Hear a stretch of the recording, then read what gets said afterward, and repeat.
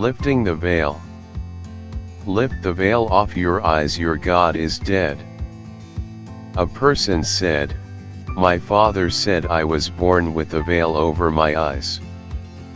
Sometimes children are born in a very thin sack, and it's then someone might say, "This child was born with a veil over their eyes." But this is not the veil we suggest you lift off your eyes. No, the veil you wear is very serious and very hard to take off. Only you can remove that veil. But first you will have to stop accepting the bright darkness from religions, atheists, and people that don't know what reality is, like some scientist. The prophet said, "Ages to come shall see a revival of wisdom to those who shall inherit your place on this star. They shall in turn come into wisdom and learn to banish the darkness by light. Yet greatly must they strive through the ages to bring to themselves the freedom of light." We are right now in that age he was speaking of. How do I know that? Well, notice what he said that should convince you also. He said, "Then shall there come to man the great warfare that shall make the earth tremble and shake in its course." Yes, then shall the dark brothers open the warfare between light and the night. When man again shall conquer the ocean and fly in the air on wings like the birds, when he has learned to harness the lightning, then shall the time of warfare begin. Great shall the battle between the forces, great the warfare of darkness and light. Nation shall rise against nation using the dark forces to shatter the earth. Weapons of force shall wipe out the earth man until half of the races of men shall be gone. Then shall come forth the sons of the morning and give their edict to the children of men, saying, O men, cease from your striving against your brother. Only then can you come to the light. Cease from your unbelief, O my brother, and follow the path and know you are right. What is that path? The path they walked was the path that leads them to wars with their brothers, for we all are the children of our Father God, and their path led them to all kinds of evil.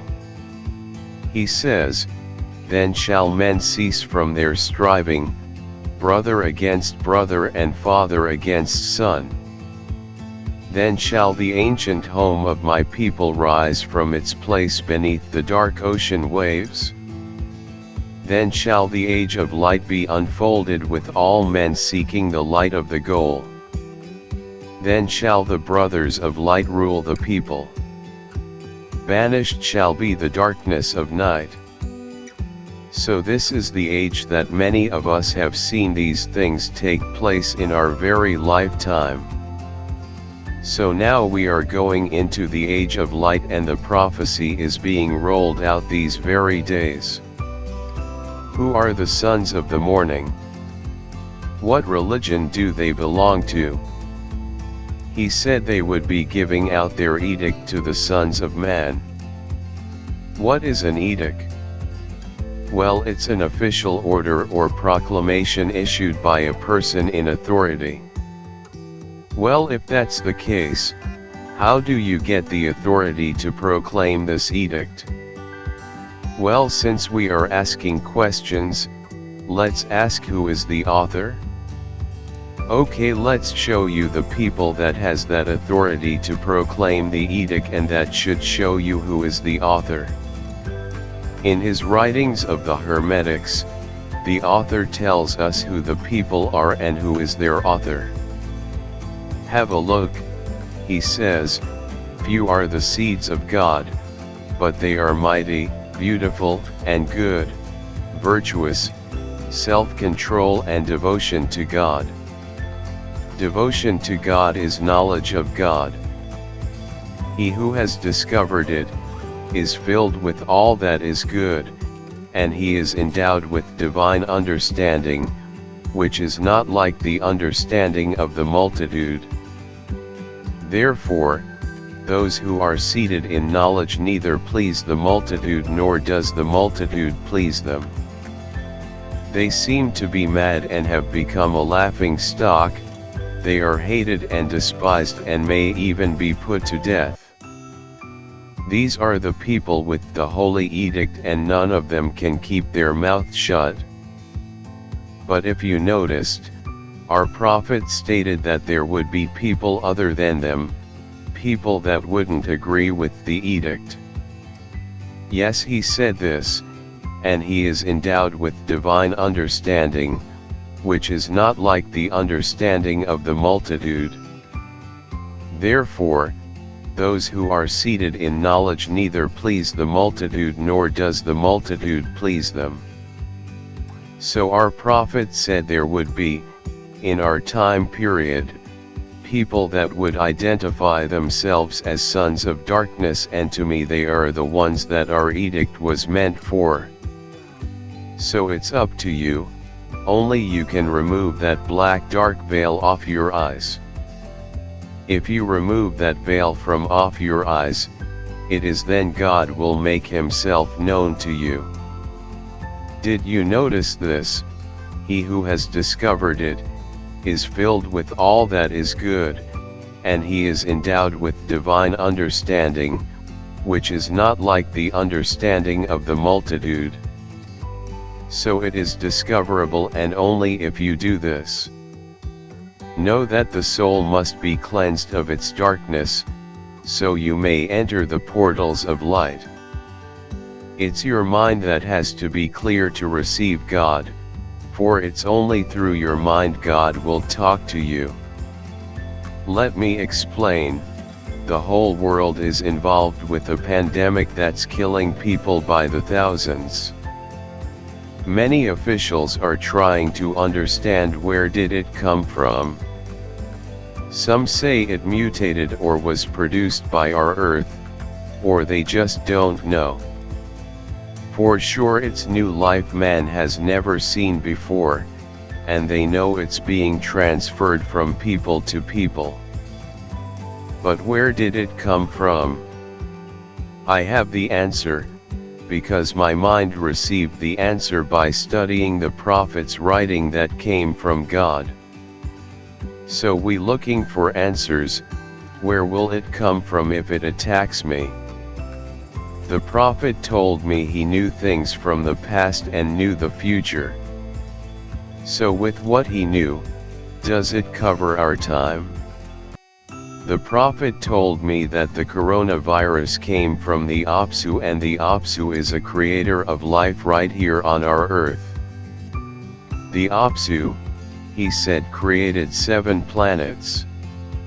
So think of this, if something can create 7 planets, for sure it can create life on whatever planet it wants. The Apsu is our beautiful sun, and it's he that put us here, and that's why ancient people used to worship the sun. One that was a sun worshipper was the Apostle Paul before he bought the wooden nickel. Notice what the Fantasy Bible says. It's the memorable sermon preached by Paul to the Athenians when he stood in the midst of Mars Hill. He said, "I perceive," he declared, "that in all things you are too superstitious. The God that made the world and all things therein, seeing that he is Lord of heaven and earth, dwells not in temples made with hands, neither is worshipped with men's hands as though he needed anything, seeing he gives to all life, and breath, and all things. For in him we live, and move, and have our being, as certain also of your own poets have said, for we are also his offspring.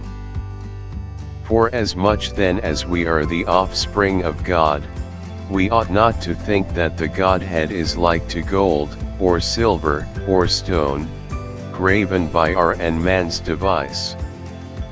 Did you notice? He actually said this: the Son is the greatest of the gods in heaven, to whom all the heavenly gods give place, as to a king and potentate, and yet he, being such a one, greater than the earth or the sea, is content to suffer infinite lesser stars to walk and move above himself. Whom does he fear all the while?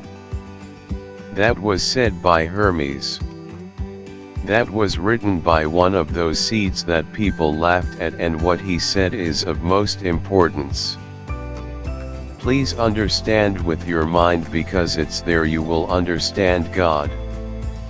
Notice what the prophet said: how quickly you understand the reason of things, Asclepius. I have not yet said that all is one and that one is all, since all things were in the Creator before the creation, and we can call him all since all things are his members. Wherefore, throughout all this discourse, bear in mind him who is one and all, the Creator of all things. The Creator that creates all things is not the Son, but the Son was created by him, and that is God the Father that feeds all things like our Son. However, our Son is just one of the many gods that God our Father uses to feed his entire Milky Way galaxy, and it's done with a marvelous wonder called the Son of God, the mighty spirit force he uses all and every place in our galaxy. If it's done with his spirit force shown in most places as a flame. Many times the Creator flame is mentioned. Understand this: everything descends from heaven upon the earth, into the water, into the air. Only fire is vivifying, because it tends upwards. That which tends downwards is subordinate to it. That which descends from above is generative, that which emanates and rises is nutritive. The earth, alone self-supported, is the receptacle of all things, and reconstructs the types which she receives. This is the first part. On to the second.